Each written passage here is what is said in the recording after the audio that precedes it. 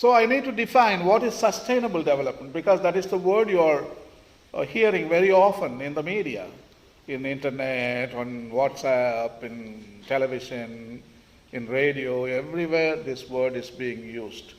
Till it and keep it. Genesis 2:15, again and again coming back.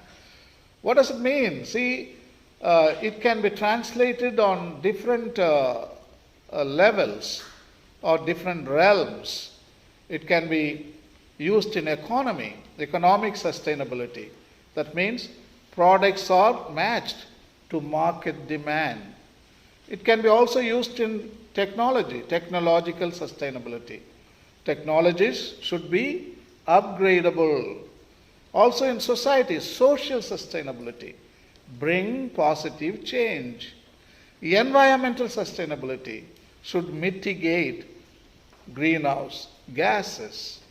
Value sustainability, guided by moral laws, ethics, and values.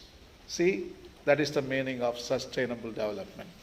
So now we have come to the the crux of the matter, power of religions. See, I am giving you the whole statistics of the present population.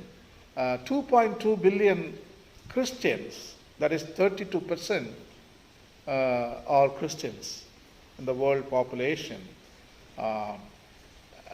Catholics will be 1.6 billion.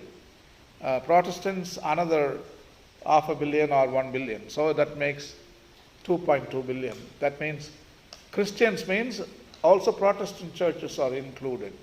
So that is a big number. So we are leading the way. Actually 2.2 billion, that is unbelievable. And second comes Islam. Islam alone is 1.6 billion people.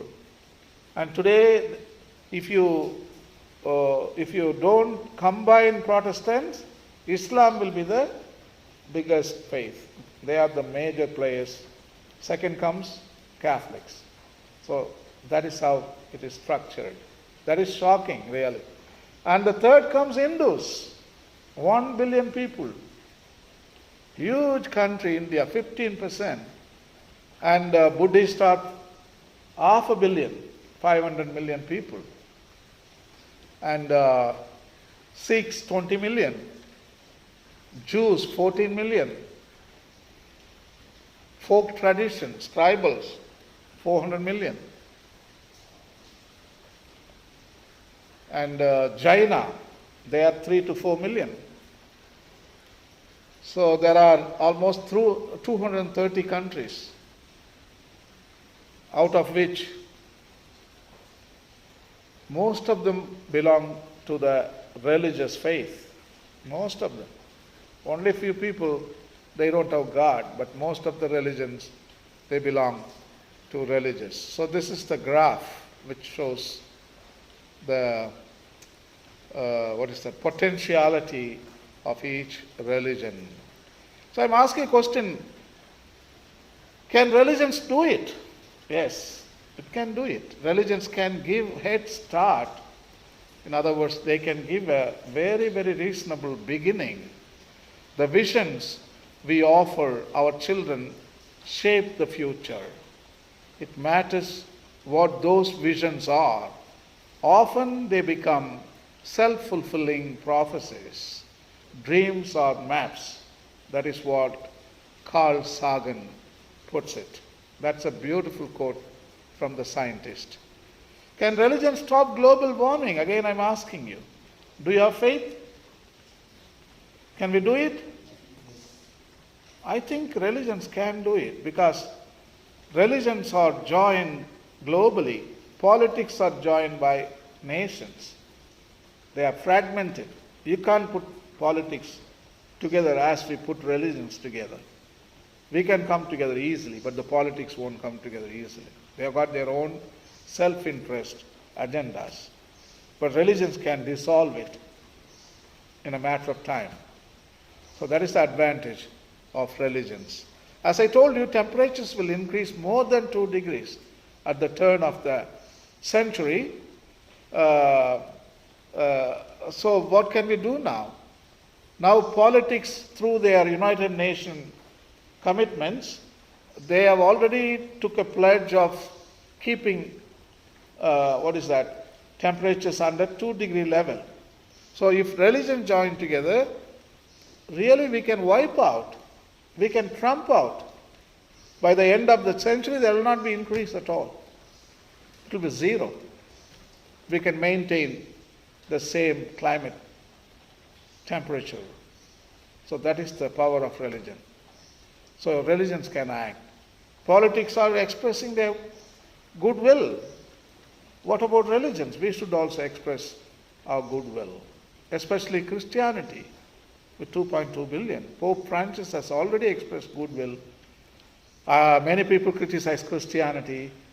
It did not commit itself in time. 30 years ago we should have committed.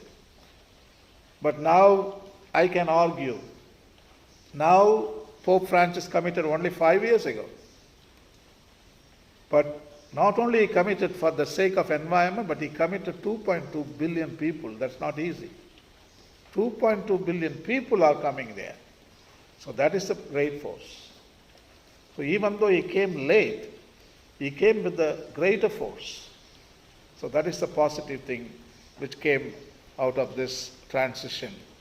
So let us discuss about what Islam can do.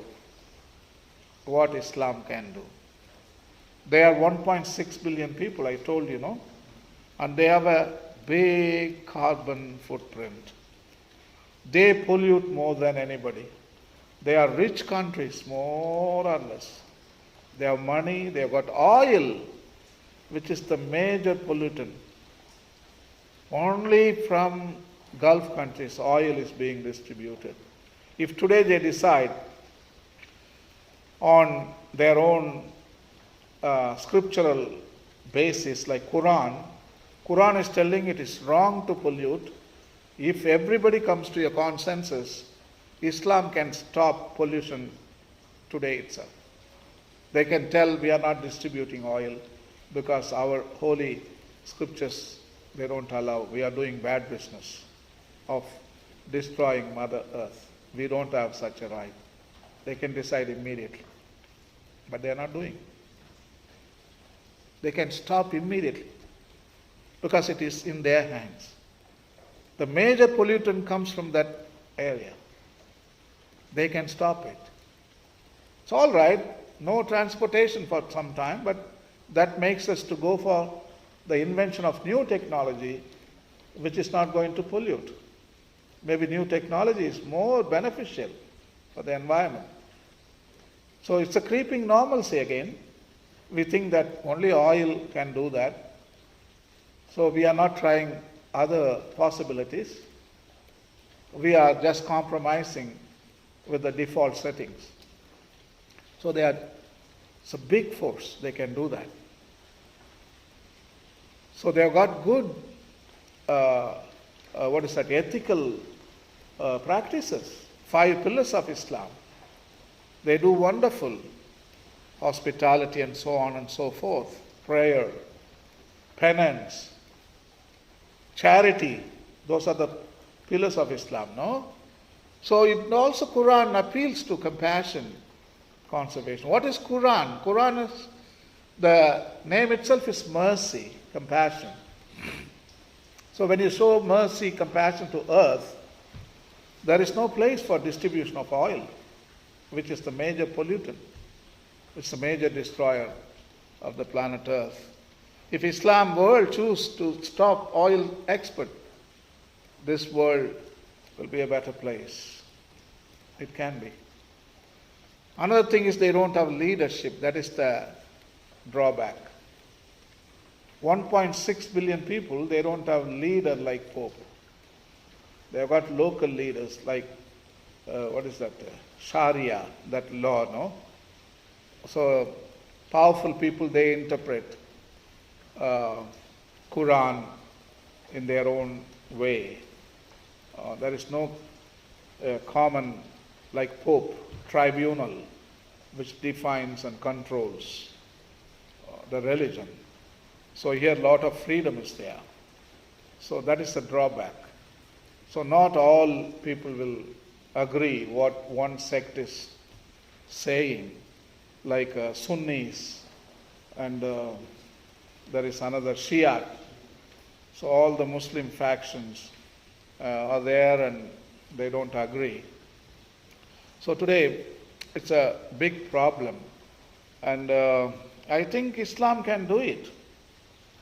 I think if they come to consensus and if they engage in dialogue, if they really read Laudato Si. After all, Laudato Si is common for everybody. It is not a Christian document. It is the document for the people of the goodwill. That is what Pope is writing. This is not for Christians alone. This is for the 8 billion people on the planet. The people, those of goodwill, that is what he is calling. So I think it's also for Islam people.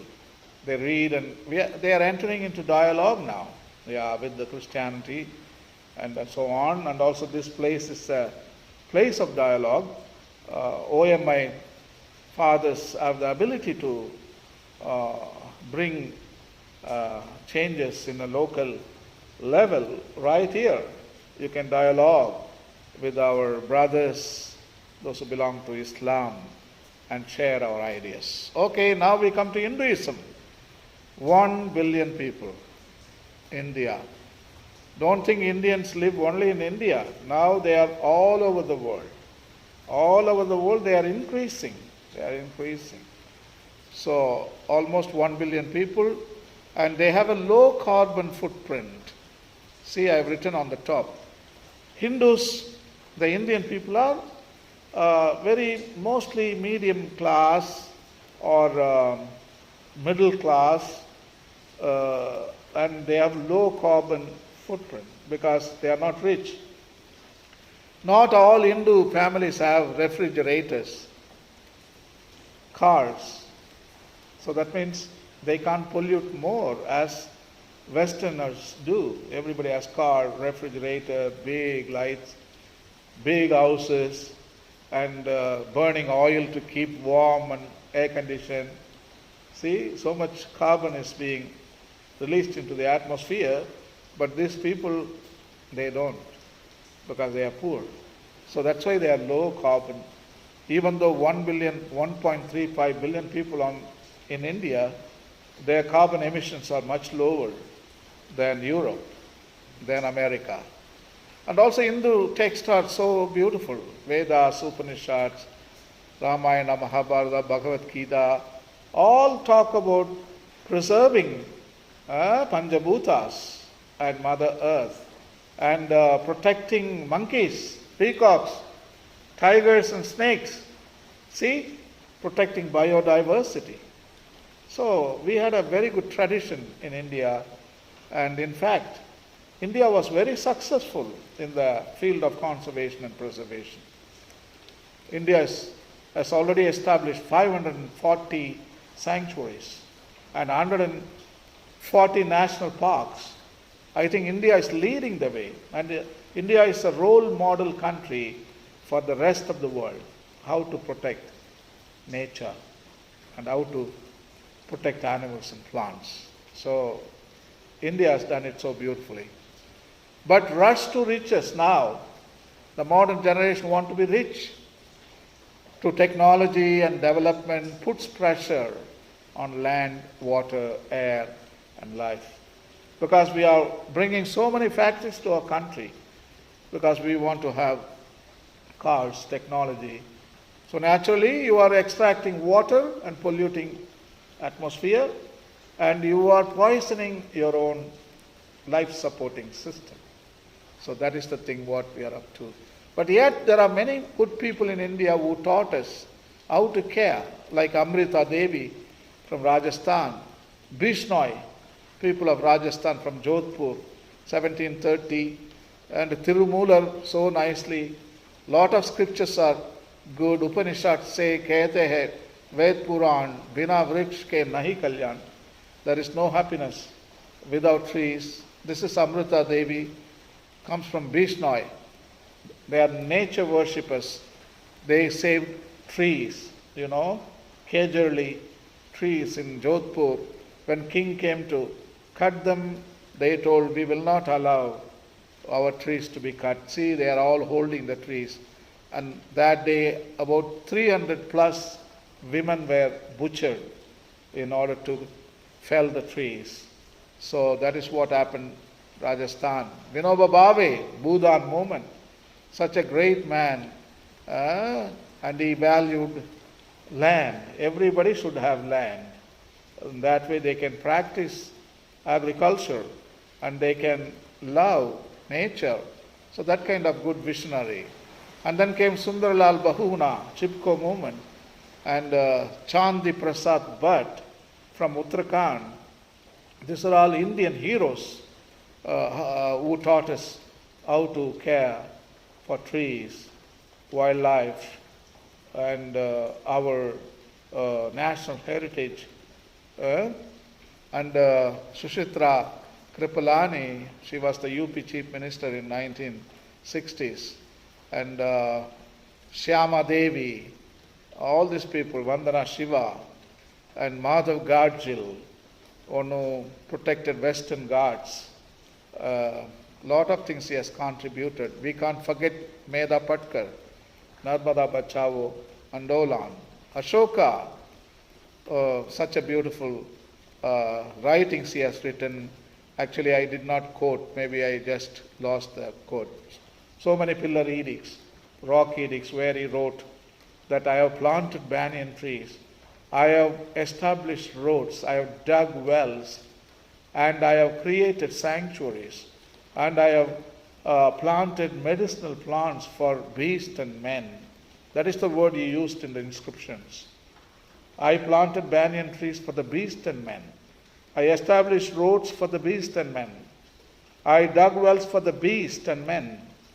I also planted medicinal plants for beast and men. See, he included animals and humans, Such a beautiful inscriptions he has written. This picture is in Vaishali in Bihar.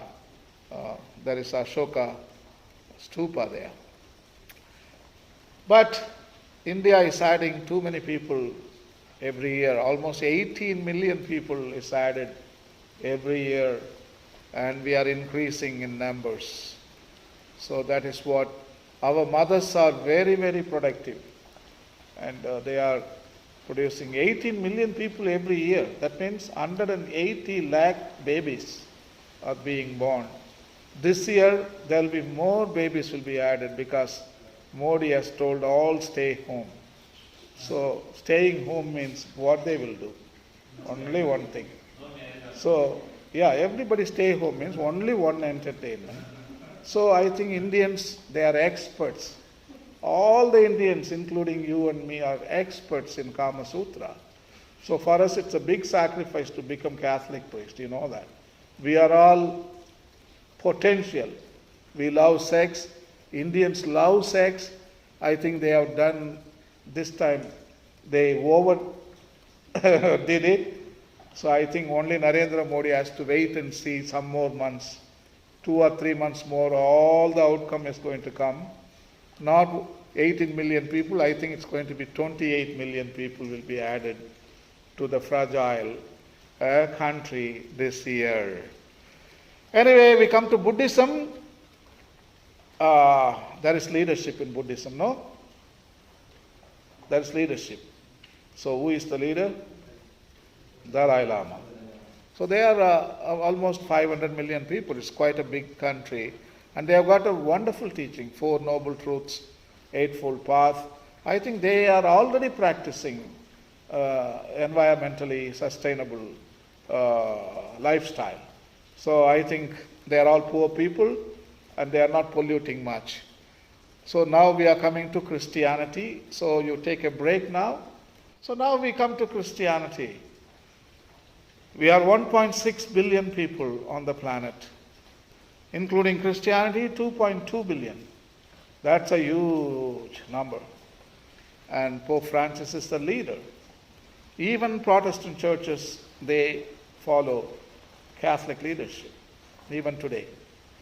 even though they are fractions. They separated 500 years ago, but still they look for a leader that is in Catholic leadership, that is Pope Francis. So everybody still following one leader. So we have got leadership and we have got a good advantage on that. So look at Vatican, already they installed solar panels on Aula Magna, that is the big auditorium in which Pope Francis is giving his talks. So they save a lot of money and they are not polluting because solar panels are branded as renewable energy. So they are not polluting. That's a good thing. And a lot of social teachings popes have written, from Rerum Novarum, Gaudium et Spes Populorum Progressio Mater et Magistra Octigesima Adveniam Justitia in Mondo Redemptor Hominis Laborum Excessens Solicitudo Rei Socialis Centesimus Annus Caritas in Veritate Lumen Fidei Justice and Peace, Integrity of Creation, Laudato Si, lot of things. So church has contributed enormous amount of resources to care for Mother Earth. Also, we have got 900,000, that means 9 lakh sisters and 4 lakh priests, 5,000 bishops, 232 cardinals and 2 popes. Imagine all these people got married for the past 2,000 years. Today population would have been 10 billion people already. Thank God all this Catholic priests and nuns did not get married. So at least 1 billion people less we have limited. So we should be proud about that. So imagine those 1 billion people, they put pressure on water, food. Forget about that. That's the production of waste. Think about it. I think by this time we would have exhausted all the resources on the planet. So Catholic celibacy has done a good job. So anyway, every parish should become eco-parish. That is what Pope Francis writes in Laudato Si. Every parish, every institution, every family should protect the parts of nature. Every family and parish should become a center for compassion and conservation on 4 grounds: reduce, reuse, recycle, reject, react. And also we should bring changes in our behavioral patterns, initiate actions at homes, churches, schools, how to use energy, how to conserve energy, how to efficiently use electricity.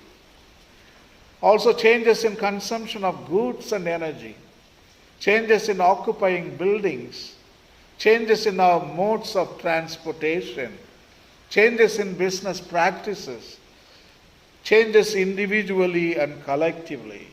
So a lot of things are taking place.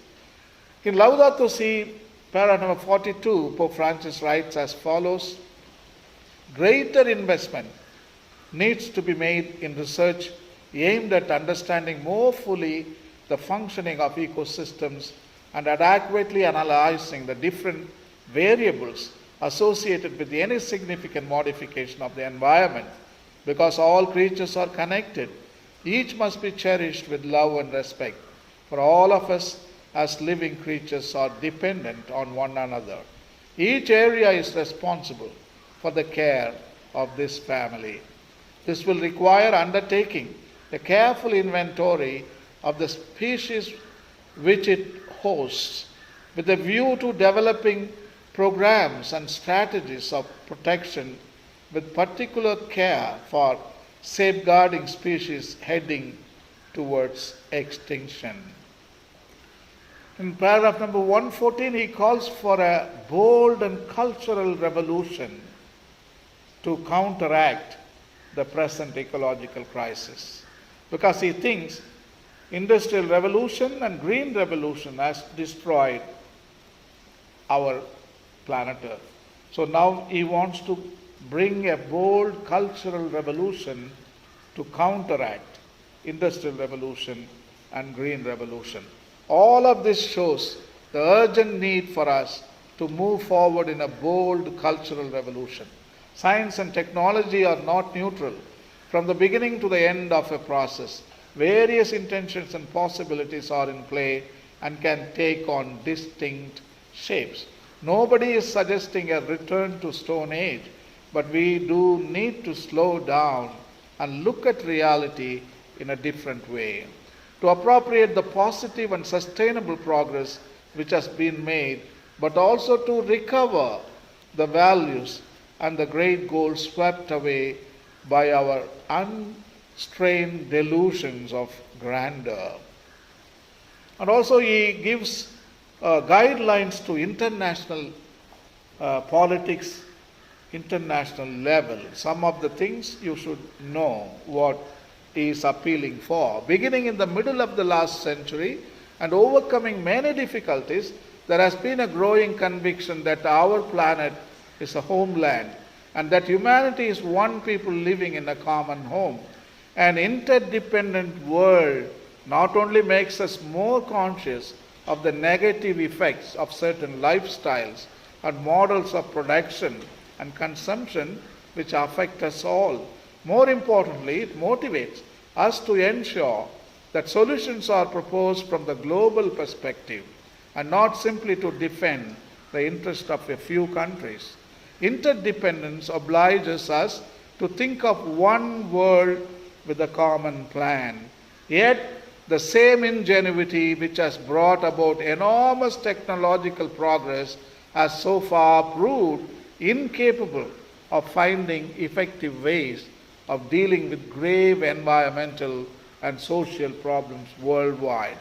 A global consensus is essential for confronting the deeper problems which cannot be resolved by unilateral actions on the part of individual countries. Such a consensus, this is a very important paragraph. Very important. He is giving a lot of information and also he is pointing out different areas where you can bring improvement. So first comes agriculture. See there? To planning a sustainable and diversified agriculture, developing renewable and less polluting forms of energy, encouraging a more efficient use of energy, promoting a better management of marine and forest resources, and ensuring universal access to drinking water. So these are the grounds on which you should plan out your future deliberations and mission, especially agriculture. We are working with agricultural people. So most of our parishioners are doing farming, and also the marine and forest resources, that is tribal people in India. So all these areas you should note very carefully, and we need to make planning, see them, judge them, and act on them. This paragraph also, international community, very important. We know that technology based on the use of highly polluting fossil fuels, especially coal, but also oil and to a lesser degree gas, needs to be progressively replaced without delay. Until greater progress is made in developing widely accessible sources of renewable energy, it is legitimate to choose the less harmful alternative or to find short-term solutions. But the international community has still not reached adequate agreements about the responsibility for paying the cost of this energy transition. In recent decades, environmental issues have given rise to considerable public debate and have elicited a variety of committed and generous civic responses. Politics and business have been slow to react in a way commensurate with the urgency of the challenges facing our world.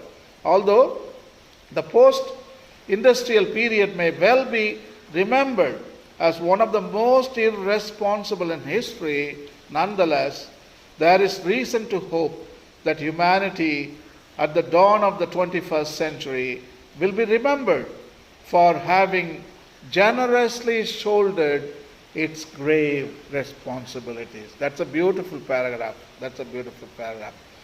And Pope is also writing about the environmental impact assessment. Recently, that is March 2020, Indian government has proposed to amend the 2006 Environmental Impact Assessment Act. So they proposed a draft, and today a lot of controversies it has created. Many people, they don't want it. Lot of NGO groups are telling they should withdraw. They shouldn't alter the previous Environmental Impact Assessment Act. So Pope is writing about it here in his encyclical Laudato Si. In the paragraph number 185, it's a brilliant writing. This paragraph, you can use it in your parishes when somebody wants to start a factory or some business. You should use this paragraph, and you should teach people to ask questions before they start. Everything should be questioned before the starting of the business. After starting the business, we don't have any power over it. So this is what you should do. In any discussion about a proposed venture, a number of questions need to be asked in order to discern whether or not it will contribute to genuine integral development. See, what will it accomplish? Why? Where? When? How? For whom? What are the risks? What are the costs? Who will pay those costs? And how? In this discernment, some questions must have higher priority. For example, we know that water is a scarce and indispensable resource and a fundamental right which conditions the exercise of other human rights. The indisputable fact overrides any other assessment of environmental impact on a region.